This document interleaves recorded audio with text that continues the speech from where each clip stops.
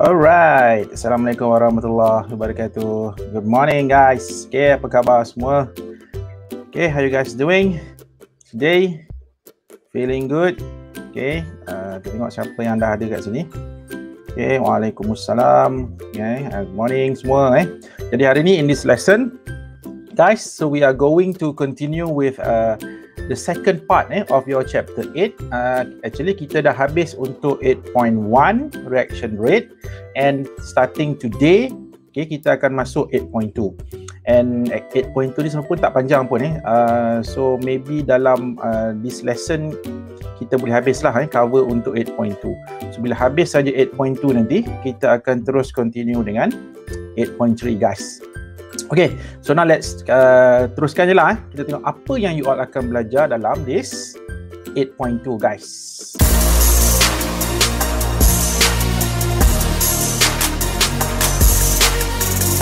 Okay, so guys, so inilah dia apa yang you all akan belajar di dalam this 8.2.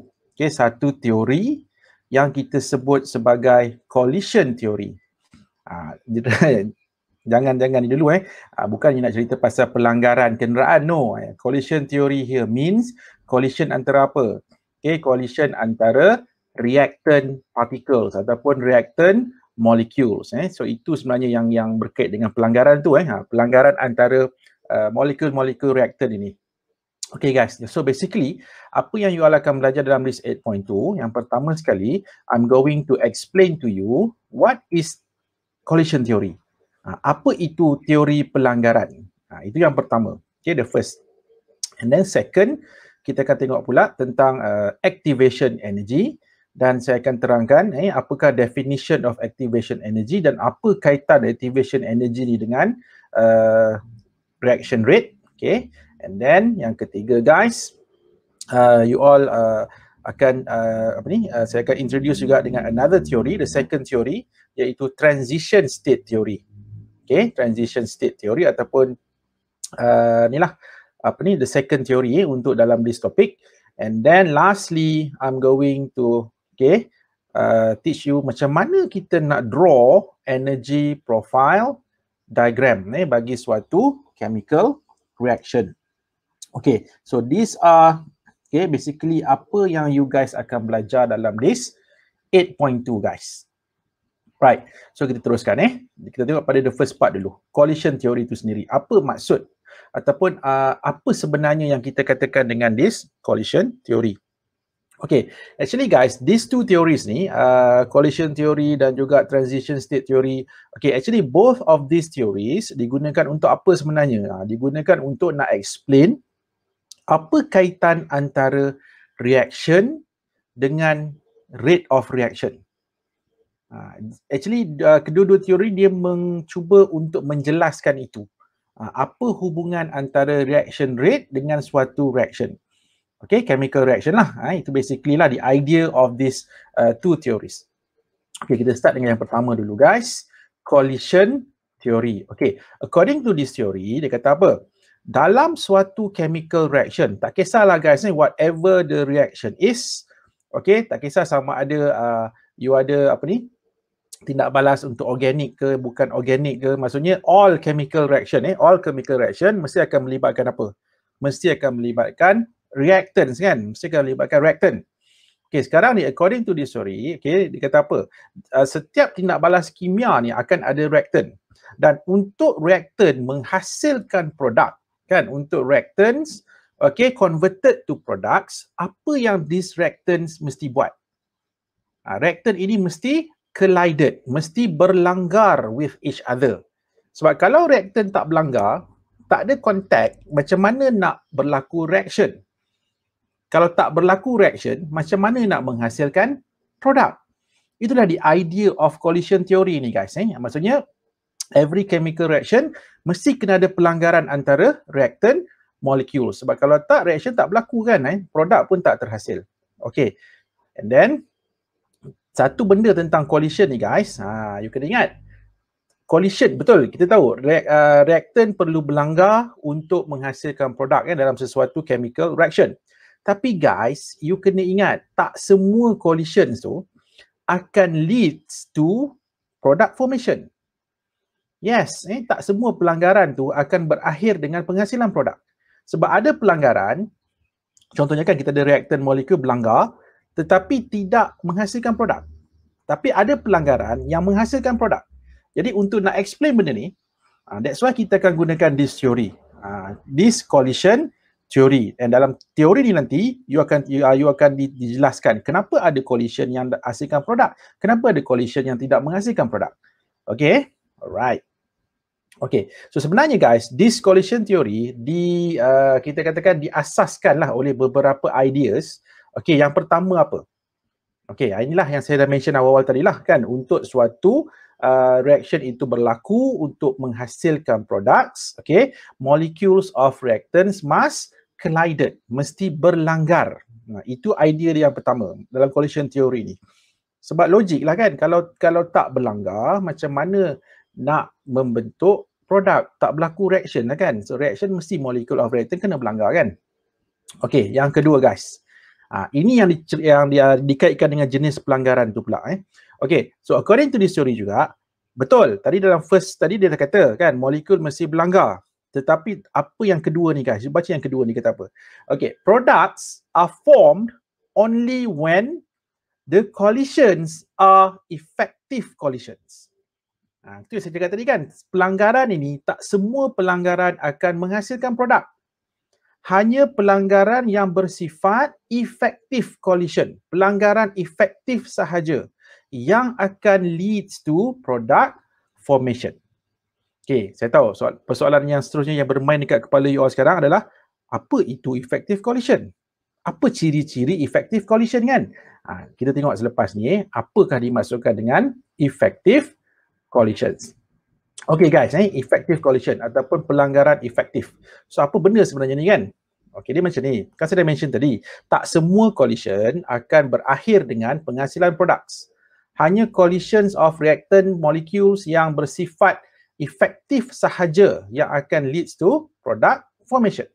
Jadi sekarang ni, okay, syarat untuk berlakunya effective collision ni guys, ada dua. There are two requirements untuk berlakunya effective collision. So apakah these two requirements? The first is the collision ataupun the colliding molecule. Maksudnya molekul yang terlibat dalam pelanggaran tu, okay, ataupun reactant molecules tadilah yang berlanggar tu, mestilah mempunyai a total kinetic energy equal to or greater than the activation energy.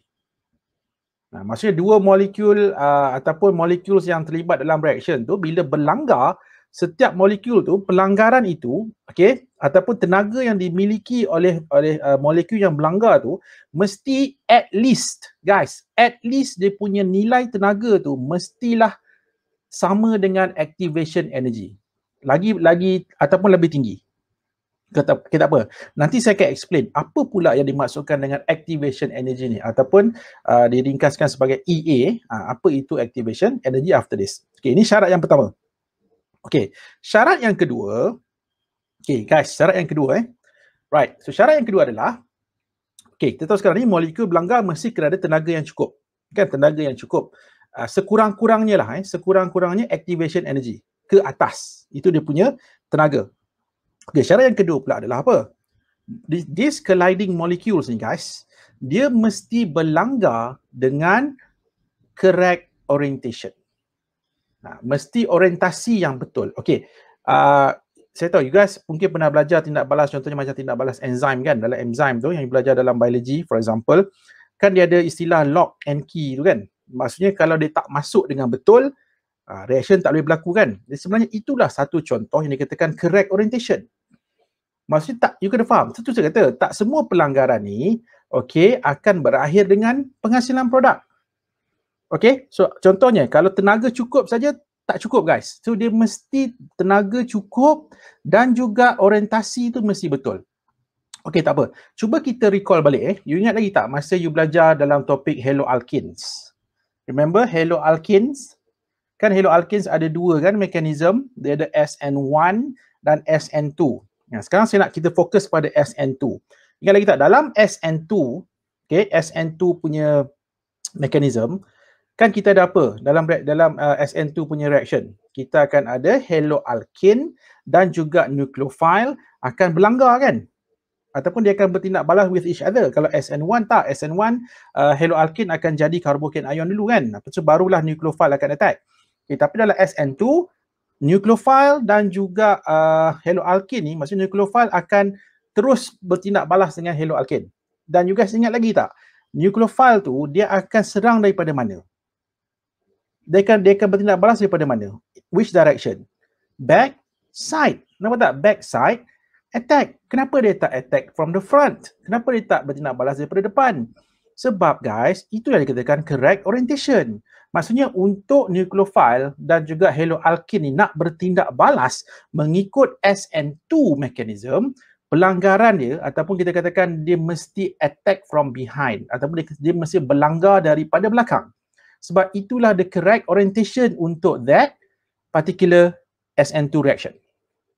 Nampak tak? Itu dikatakan correct orientation. Jadi kalau berlanggar saja tak cukup. Dia mesti berlanggar dengan tenaga yang cukup. Dia mesti berlanggar dengan orientasi yang betul. So kalau kedua-dua syarat ni dipenuhi guys, barulah pelanggaran itu bersifat efektif. Selagi mana salah satu daripada dua syarat ni tidak dipenuhi, it is not an effective collision. Dia akan jadi ineffective collision. Pelanggaran yang bukan yang tidak efektif. Okay, jadi keep this in your mind. Maksudnya, these are the two requirements untuk berlakunya pelanggaran efektif guys. Okay, ni contohnya lah. Cuba you guys tengok contoh yang saya tunjukkan dekat screen sekarang. Okay, di sini kita ada tindak balas apa tahu? Kita ada tindak balas antara molecules of nitrogen monoxide. Okay, kita ada molecules of nitrogen monoxide bertindak balas dengan oksigen. Okay, bertindak balas dengan oksigen. Okay, sekarang ni katakanlah both of these molecules ni, nitrogen monoxide dan ozon, berlanggar, collided. Tetapi malangnya pelanggaran itu adalah pelanggaran yang bersifat ineffective. Okay, ineffective collision. So you guys tengok apa berlaku selepas pelanggaran. Nitrogen monoxide still sebagai nitrogen monoxide. Ozon molecule still sebagai ozon molecule. Kenapa dia masih lagi kekal jadi benda yang sama? Sebab pelanggaran itu tidak efektif. Nampak tak? It is an ineffective collision. So bila ineffective collision, dia tak akan leads to product formation. Jadi dia tak boleh main langgar saja, tak boleh. So dia masih berlanggar dengan efektif. Now kita tengok pula contoh. Apa jadi kalau these two molecules, nitrogen monoxide dan ozon ni berlanggar secara efektif. Jadi sebenarnya guys, untuk reaction ni berlaku, inilah dia cara pelanggaran tu. Nampak tak kedudukan ataupun orientation of nitrogen monoxide macam mana? See, like this. And then ozon mesti position dia macam ni. So dia mesti berlanggar macam ini. Tenaga cukup, lepas tu orientation betul, kita tengok apa berlaku. Pelanggaran itu akan jadi pelanggaran yang efektif. Jadi bila pelanggaran itu adalah efektif, when the collision is effective, what happen guys? See, okay, at the end of the day, so kita akan dapat produk yang kita nak. Nampak? Kalau tadi tak dapat kan? Ni finally kita akan dapat disebabkan oleh pelanggaran adalah bersifat efektif. So kita akan dapat nitrogen dioxide and oxygen gas. Nampak? Itu dikatakan effective collision. Barulah produk akan terhasil. Selagi mana pelanggaran itu tidak efektif, okay, jadi jangan mimpilah nak dapatkan products, tak akan dapat products. So that's why pelanggaran itu mesti an effective collision. So kita recall balik apa syarat untuk effective collision tadi. Tenaga ataupun the colliding molecules mestilah possess energy equal to or greater than EA, activation energy, and second apa? Pelanggaran itu mestilah correct orientation, orientasi yang betul guys. So barulah akan terhasilnya products. Itu sedikit tentang apa itu effective collision guys. Seterusnya. Tadi saya dah mention pasal activation energy kan. Syarat yang pertama kan untuk suatu pelanggaran itu efektif, dia mesti ada tenaga equal to or greater than this activation energy. Seterusnya saya nak explain apa itu activation energy. Tenaga pengaktifan. Apa yang dia activate sebenarnya kan? So kita nak tengok apa sebenarnya ni activation energy.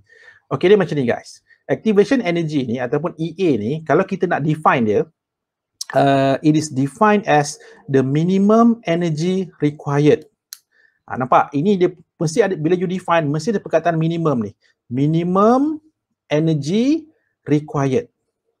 Okay, untuk apa? Untuk berlakunya effective collision. Ingat lagi tak? Pelanggaran, kan bila berlanggar dia akan hasilkan tenaga kan? Okay, jadi tenaga tu mestilah tenaga yang cukup untuk kita katakan berlakunya effective collision. Sebab apa? Sebab kalau tak cukup, apa berlaku? Reaction, kita katakan does not initiated. Maksudnya tindak balas tidak berlaku lah. So that's why kalau tengok dekat sini, apa itu activation energy? Activation energy is the minimum energy required. So nilai dia mesti positif lah sebab dia tenaga diperlukan. Tenaga minimum yang diperlukan untuk suatu effective collision berlaku untuk apa? Okay, initiate a chemical reaction ataupun untuk mencetus ataupun to trigger ataupun untuk memulakan suatu tindak balas kimia. Sebab itulah kalau you tengok, kalau tenaga tu rendah daripada EA, berlaku tak tindak balas? Tak berlakulah. Sebab apa? Sebab EA ni adalah tenaga yang minimum. So kalau below than minimum, tak berlakulah reaction. Sebab tu syarat dia untuk effective collision, at least tenaga itu mesti EA. Kalau lebih, tak ada masalah. Jangan kurang sahaja. So dia mesti melebihi, sama atau melebihi activation energy. Barulah pelanggaran itu adalah efektif and finally dia akan berlaku reaction dan seterusnya akan leads to product formation. Okay guys, so itu disebut sebagai activation energy. Okay, seterusnya kita tengok apa akan berlaku bila pelanggaran itu dah capai EA ni. Sebenarnya macam ni, bila dua molekul tadi, reactant molekul tadi collided, berlanggar kan. So bila berlanggar, so katakanlah tenaga itu adalah activation energy. So apa yang berlaku adalah, okay, sekiranya tenaga itu dah capai this activation energy, so apa yang berlaku lah, these reactant molecules, dia akan berlaku dua benda guys. Akan berlaku dua perkara kat sini. So apa dia? Apakah dua perkara tu? Yang pertama, okay, EA itu dia akan digunakan untuk break the bonds. Ataupun maksudnya bila berlanggar ni dia akan berlaku dua benda. Satu akan berlaku bond breaking. Bond breaking. Apa bond apa yang break di sini? Bond dekat reactant molecules tu. Itu yang akan putus. Dia akan putuskan ikatan. Dan guys, dalam masa yang sama berlaku juga bond making. So kenapa ada bond making? Sebab untuk menghasilkan products. Sebab kadang-kadang bila berlaku reaction kan, apa yang berlaku adalah reactant molecule. So dia akan split, dia akan terpisah. And then bila dah terpisah, dia akan bergabung dengan another reactant molecule membentuk produk, membentuk molekul yang baru kan. So maksudnya, once activation energy ni dah dicapai, okay, collision tu dah dengan this tenaga activation energy ni, jadi apa akan berlaku adalah, okay, reactant molecule tadi, dia akan berlakunya bond breaking dan juga bond making at the same time. Okay, so faham inilah dia yang kedua tu. Maksudnya seterusnya apa berlaku, these atoms will form new bonds in the products. Tu saya cakap tadi, maksudnya dia akan berlaku dua benda. Okay, bila once EA ni dah tercapai, so dia akan berlaku bond breaking between the reactants, okay, within the reactants, dan dalam masa yang sama these reactants akan form new bonds untuk produce products. Okay guys, tapi kena ingatlah kalau masih ingat lagi, kalau saya cuba relate juga dengan SN2 mechanism, kalau you recall balik SN2 mechanism, sebelum kita dapat products guys, apa yang tengah-tengah tu? Ingat lagi tak SN2 mechanism? Kita dapat activated complex. Ingat lagi tak? Activated complex ataupun transition state kan? Jadi sebenarnya, in other words, kita boleh kata activation energy ni, okay, once kalau reaction itu ataupun reactant molecules tu berlanggar dan dia dah capai activation energy ni, so firstly dia akan form benda tu dulu. Dia akan menghasilkan activated complex dulu. And let's say kalau tenaga itu cukup, ataupun kita katakan dia dah capai minimum energy itu, EA, apa akan berlaku daripada activated complex, dia akan terus tukar jadi products. Tapi kalau pelanggaran itu tenaga dia tak cukup, apa berlaku daripada activated complex, dia akan balik semula jadi reactants. Maksudnya tak berlaku reaction lah. Itu dikatakan EA ni guys, activation energy. Okey, seterusnya. Saya nak cerita juga sedikit tentang orientation of collisions ni. Okey, ni kan syarat yang kedua tadi kan, untuk berlakunya effective collision. Okey, jadi sekarang ni, apa yang dimaksudkan dengan correct orientation ataupun orientation yang betul ni apa?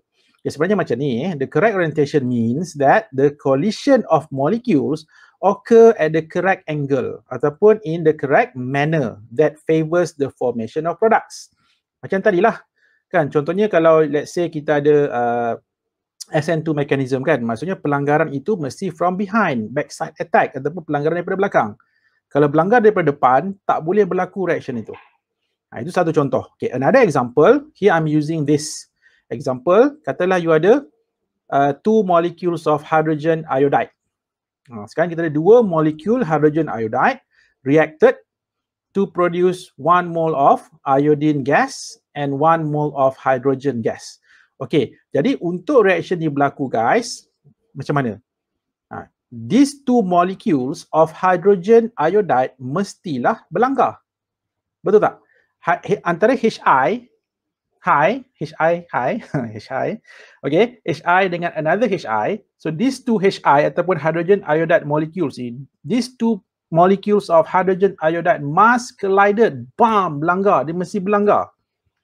Kan, dia mesti berlanggar. Dan yang pertama sekali, pelanggaran itu tenaga mesti minimum EA. Tenaga pelanggaran tu mesti minimum EA. Lebih lagi bagus. Tapi minimum adalah activation energy tadi kan. Itu yang pertama. Dan syarat yang kedua, pelanggaran itu mestilah correct orientation. So sekarang saya nak tengok contoh. Macam mana yang dikatakan correct orientation untuk these 2 HI molecule nak berlanggar? Okay, saya bagi pada you all 2 contoh. Okay.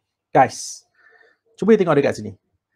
You rasa between these 2 orientation of collision ni, you rasa which orientation yang akan leads to products formation? Yang mana satu? Katakanlah ini ini collision 1. So ini collision number 2. Okay guys, jadi you rasa mana satu collision di mana orientation yang betul dan kita akan dapat iodine dan hydrogen gas ni. You all boleh respon dekat ruangan chat tu. Okay. Adakah nak cuba? Rasa which orientation guys? Orientation 1 or orientation number 2?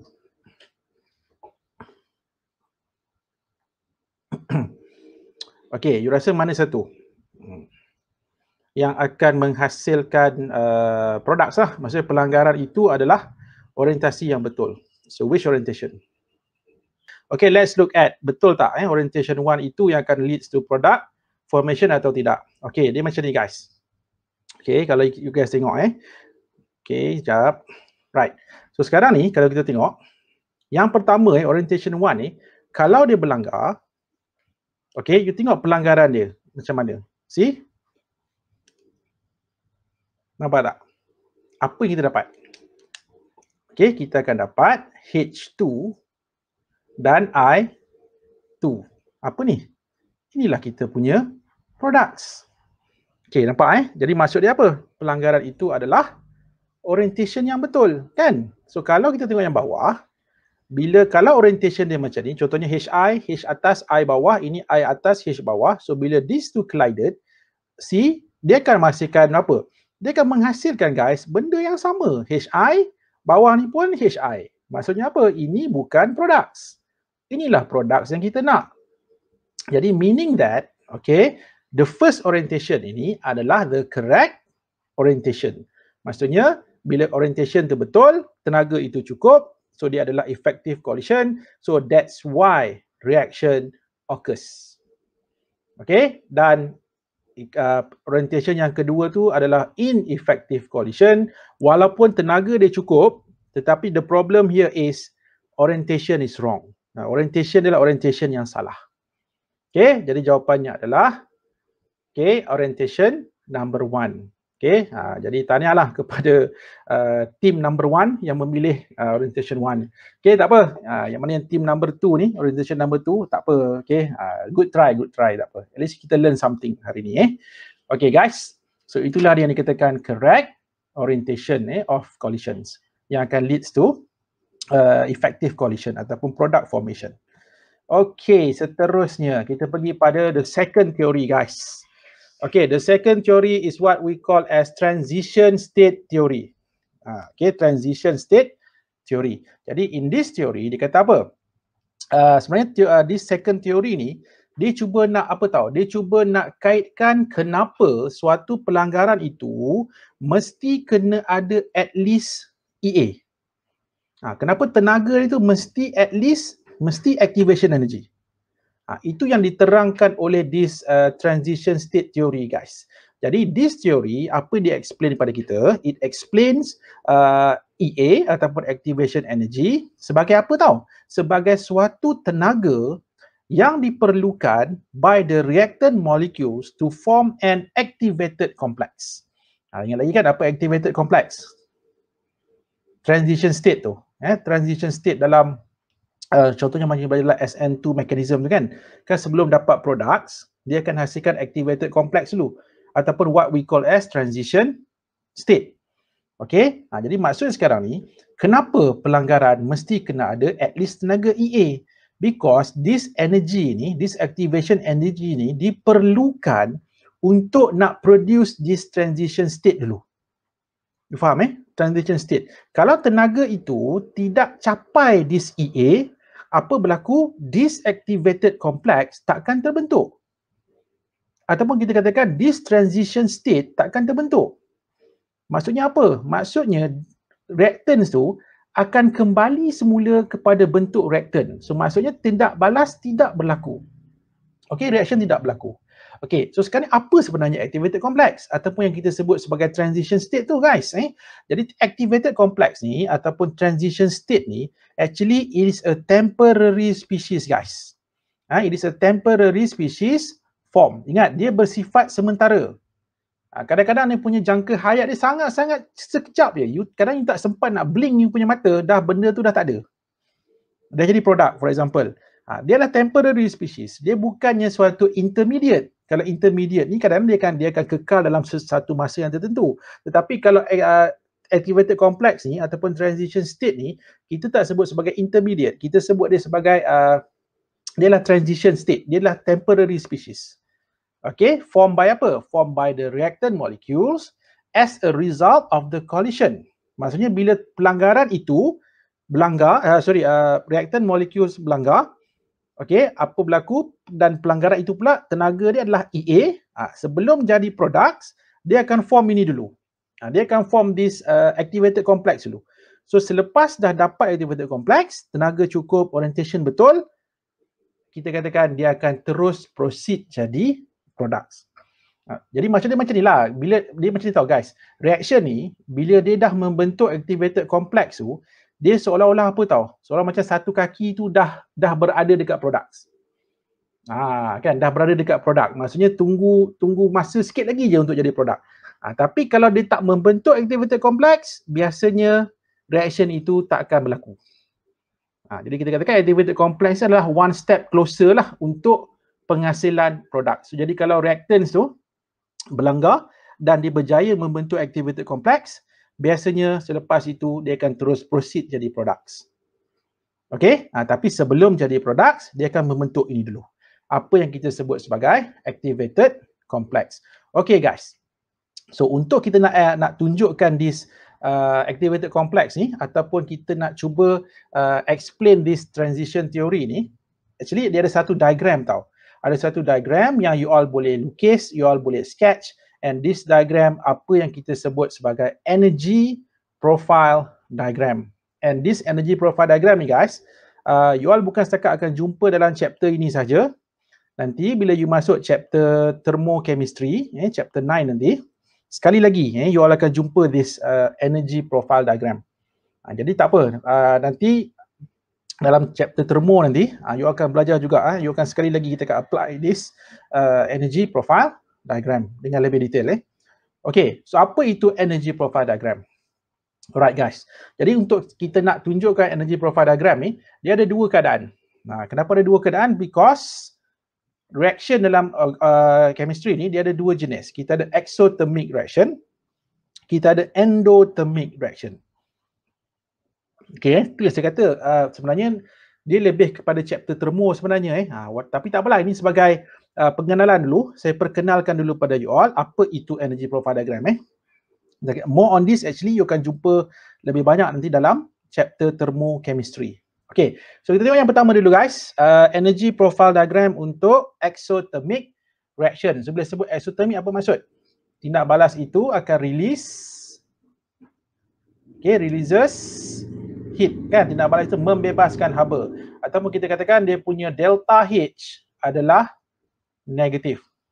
Dia punya ini kalau dalam termo ini kita sebut sebagai enthalpy change. Dia punya enthalpy change, perubahan enthalpy adalah negatif. Negatif means heat loss ataupun haba ataupun tenaga dibebaskan dalam this exothermic reaction. Ini pun tak apa guys, nanti more on this dalam chapter thermochemistry. Okay, tak apa, itu kemudian. Right. Jadi sekarang ni untuk suatu exothermic reaction, dia macam ni tau guys. Dalam satu chemical reaction, dia macam ni. Kita ada reactants, kita ada products kan. Kita ada reactants and products. Dia macam ni. Reactants, dia ada dia punya own energy. Apa yang kita sebut sebagai enthalpy. Enthalpy. Product pun, dia ada dia punya own enthalpy. Jadi sekarang ni, bila suatu reaction itu adalah exothermic, kan, exothermic, kita tahu bila kita kira delta H, kita akan dapat negatif. Okay, kenapa negatif? Reason dia kenapa negatif? Because enthalpy of products adalah lower than enthalpy of reactants. Kan bila you nak kira delta H, kita akan minus kan enthalpy of products minus enthalpy of reactant. Jadi sekarang ni, bila enthalpy of products lebih rendah daripada enthalpy of reactants, yang rendah tolak suatu benda yang besar, sebab tu kita akan dapat nilai negatif. So that's why untuk exothermic reaction, dia punya delta H adalah negatif. Okay, tak apa, ini pun more on this later nanti dalam bila kita masuk termo, you all akan lebih akan diterangkan dengan lebih terperinci lah tentang this enthalpy change ni. Okay, jadi sekarang ni, that's why untuk exothermic reaction, bila kita nak sketch dia punya energy profile diagram guys, dia akan jadi macam ni. Reactants, dia punya energy akan lebih tinggi daripada products. Ingat tu.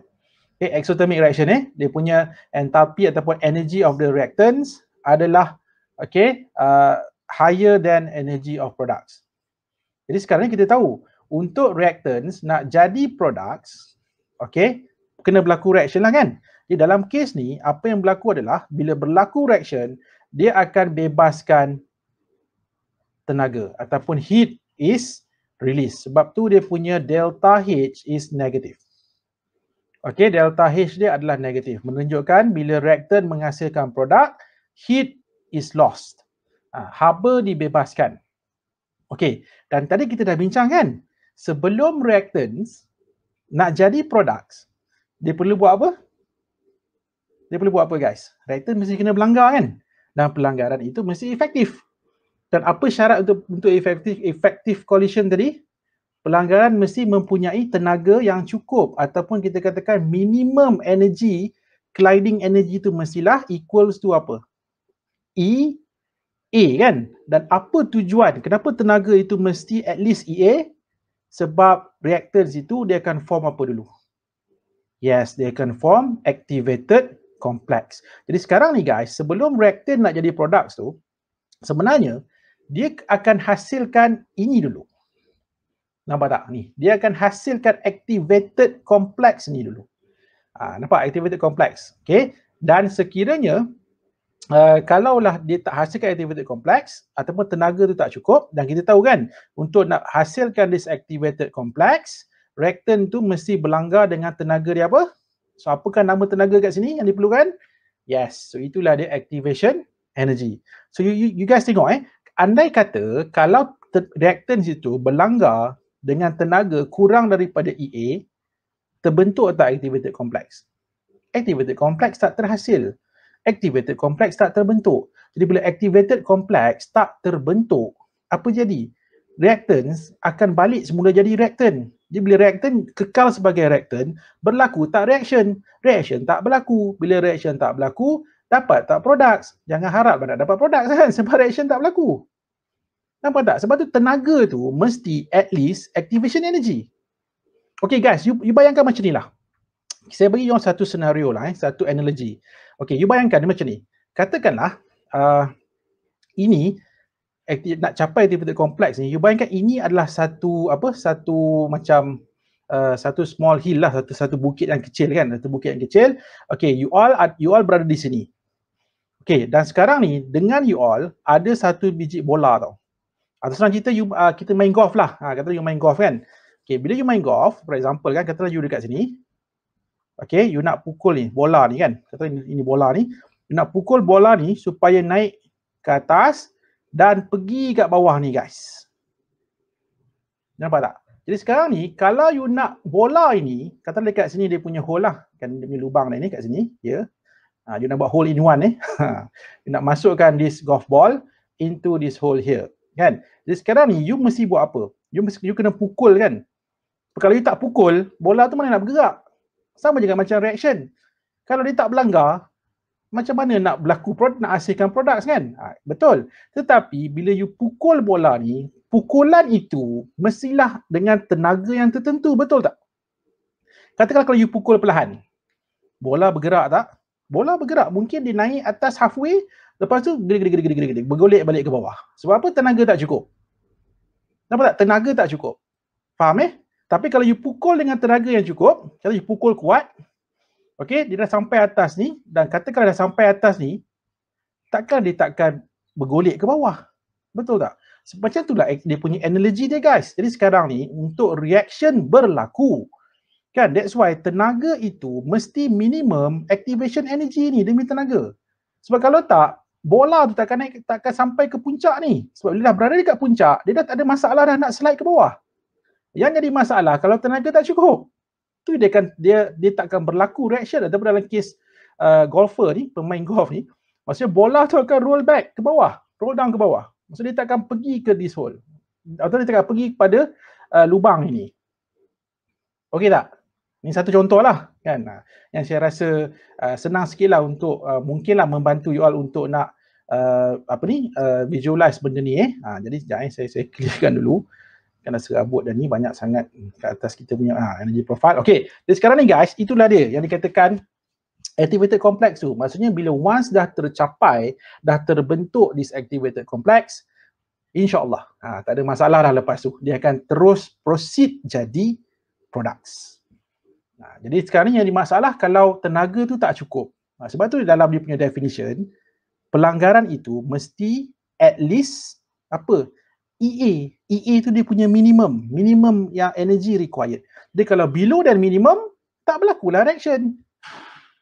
Okay, clear everyone jadi ini adalah contoh energy profile diagram untuk exothermic reaction. Okay, tengok pula yang kedua.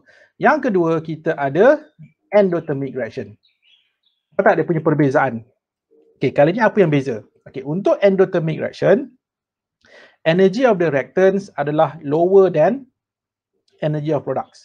So bila kita tolak, kan kita kena dapat apa? Delta H adalah positif kan? Sebab untuk endothermic reaction, endo means heat is absorbed. Kan tenaga diserap. Kan haba tu diserap. Dia bukan exothermic. Exothermic haba dibebaskan. Jadi sekarang sebab tu dia punya delta H adalah positif. Dan kat mana delta H tu? Daripada reactant nak jadi product ni guys. Here. Okay, so ini nampak. So ini dia punya delta H positif. Dan ini pun sama. Untuk reactants nak jadi products, dia kena hasilkan activated complex dulu kan. Dan untuk case endothermic reaction ni guys, inilah dia punya EA needed ataupun minimum energy required yang kita sebut sebagai activation energy ni. So dia punya bukit dia lebih tinggi lah. Maksudnya dia punya EA dia tu lebih tinggi dia punya nilai. Tenaga yang diperlukan tu lebih tinggi. Jadi sekarang sama juga. Kalau tenaga tu tak cukup, lower than EA, so what is going to happen? Reaction takkan berlaku. Okay, no products formation. So untuk nak dapatkan these products, so dia punya tenaga itu mesti at least EA guys. Kalau kurang daripada EA, you takkan dapatlah kita punya products. Jadi inilah dia apa yang dikatakan sebagai energy profile diagram untuk endothermic reaction. Okay, last kita tengok satu contoh. Okay, lepas ni saya akan tengok satu contoh. Dan sikit lagi guys, sedikit lagi tentang activated complex ni, seperti mana yang saya dah bagi tahu tadi lah. Dia adalah suatu temporary species. Okay, di mana kalau tenaga tu cukup, okay, EA tu, dah capai EA tu, maksudnya dia akan membentuk this activated complex. And one more thing about this activated complex, dia adalah tak stabil, it is unstable, dan dalam masa yang sama dia juga mempunyai tenaga yang sangat tinggi. Okay, sebab apa? Sebab dia bukan produk, dia bukan reactant tau. Activated complex ni, dia adalah perantaraan. Itu dipanggil sebagai transition state. Nak kata reactant pun bukan, nak kata products pun bukan. Dia adalah somewhere in between. Sebab apa? Sebab bila dia membentuk activated complex ni, bond breaking dan bond making in progress. Tengah berlaku. Jadi kalau tenaga cukup, pelanggaran tu orientation betul, dia akan lead to product formation. Tapi kalau tenaga tak cukup, dia akan balik semula jadi reactants ataupun dia akan reform balik reactants kalau tenaga tak cukup, kan? Jadi itulah dia sedikit tentang apa yang kita sebut sebagai activated complex ni guys. Okey, dan last, ni saya cakap tadi, katakanlah kita ada satu contoh this reaction here. Okey, katakanlah soalan ni minta draw ataupun sketch the energy profile diagram. Okey, untuk this reaction. Okey, sekarang kita ada apa? Kita ada suatu reaction hydrogen gas reacted with iodine gas to produce hydrogen iodide. Dan dia dah bagi dekat sini delta H positif. Apa maksud guys delta H positif? Reaction adalah endothermic. Kan, reaction adalah endothermic. Jadi apa kita akan buat? Kita nak sketch dia punya energy profile diagram. So untuk nak sketch energy profile diagram, kita ada dua paksi, two axis. Okay, y axis represent energy. Okay, and then kita ada X axis. You all pakai pembaris ni saya sebab saya freehand jadi. Okay, kita ada progress of reaction. Okay, progress of reaction. Okay guys, jadi sekarang ni apa kita punya reactants? Ni, these two are the reactants. Okay, dan ini adalah products kan? Okay, so since kita ada endothermic, jadi which energy is higher? Reactants or products? Products kan, jadi ini lebih rendah. Jadi kita buat untuk reactants dulu. Okay, cuma kita dah tahu dia punya reaction, jadi you kena spesifik lah. So letakkan kat sini hydrogen gas tindak balas dengan iodine gas. Okay, and then you buat satu garis kat bawah ni, dia punya baseline dia like this. Okay, and then kita buat pula untuk hydrogen iodide, dia akan lebih tinggi lah sebab ini adalah endothermic reaction. Okay guys, dan kita tahu kan untuk daripada reactant nak jadi products ni, okay, so ini adalah tindak balas apa? Endothermic. Jadi bila endothermic, jangan lupa labelkan ni, delta H dia adalah positif. Okay, dah lengkap ke? Belum lagi belum lagi sebab kita belum tunjukkan apa. Kita belum tunjukkan activated complex itu guys. Sekarang kita tahu kan sebenarnya untuk these two molecules ni of hydrogen dan juga iodine ni nak bertindak balas menghasilkan hydrogen iodide. So these two molecules mestilah berlanggar dengan colliding energy minimum apa? Activation energy. Betul tak? Sebab kalau tak reaction takkan berlaku kan. Jadi apa kita buat? Okay, sekarang kita tahulah ni untuk sini nak sampai sini, so dia kena overcome ini dulu. Okay, sekejap, buat satu and then dia turun bawah balik. Okay, like this. Lebih kurang lah you all buat cantik-cantik sikit lah. Okay, jadi dan kita tahu kan, untuk from here nak capai atas ni, so dekat atas ni kita kena dapat apa? So atas inilah apa yang kita sebut sebagai activated complex tadi. And untuk this two reactant molecules ni, hydrogen dan iodine, untuk produce this activated complex, jadi apakah tenaga yang diperlukan ni guys? So inilah apa yang kita sebut sebagai activation energy. And once kalau tenaga itu cukup, dia akan terus dapat hydrogen iodide. Tapi kalau tenaga itu tak cukup, these two akan remain sebagai hydrogen gas dan juga iodine gas. Jadi guys, basically inilah dia apa yang kita sebut sebagai energy profile diagram untuk this endothermic reaction. Okay. Jadi so saya rasa itu je lah untuk kita punya lesson hari ini. Kita dah sampai pada penghujung lah sebenarnya. Okay, so itulah dia apa yang you all perlu tahulah untuk this 8.2 guys. Jadi sekarang ni saya rasa yang penting lah untuk this chapter 8.2 ni, biasanya lah saya cerita biasa soalan yang akan ditanya adalah ni. Okay, yang saya tunjukkan tadi tu, energy, profile, diagram. Itu sangat kerap lah biasanya akan ditanya tentang this 8.2. Dia akan minta you sketch energy profile diagram. Dia akan beri pada you satu contoh chemical reaction. Dan dia akan beritahu dia adalah endothermic ke ataupun exothermic ke. And then dia akan minta you sketch this energy profile diagram. Dan kalau tak silap saya, dalam you punya tutorial pun ada. Kalau you tengok pada soalan tutorial 8.2, ada the first question tu. The first question and the second question. Itu ada melibatkan this chapter 8.2. Dan soalan nombor 2 tu adalah soalan di mana you all kena sketch this energy profile diagram. Okay guys, I think itu sajalah untuk lesson kita pada hari ini. So nanti kita akan sambung lagi lah dalam the next lesson. Okay, so itu saja daripada saya. Terima kasih semua. Assalamualaikum warahmatullahi wabarakatuh. Have a nice day guys. Bye. See ya.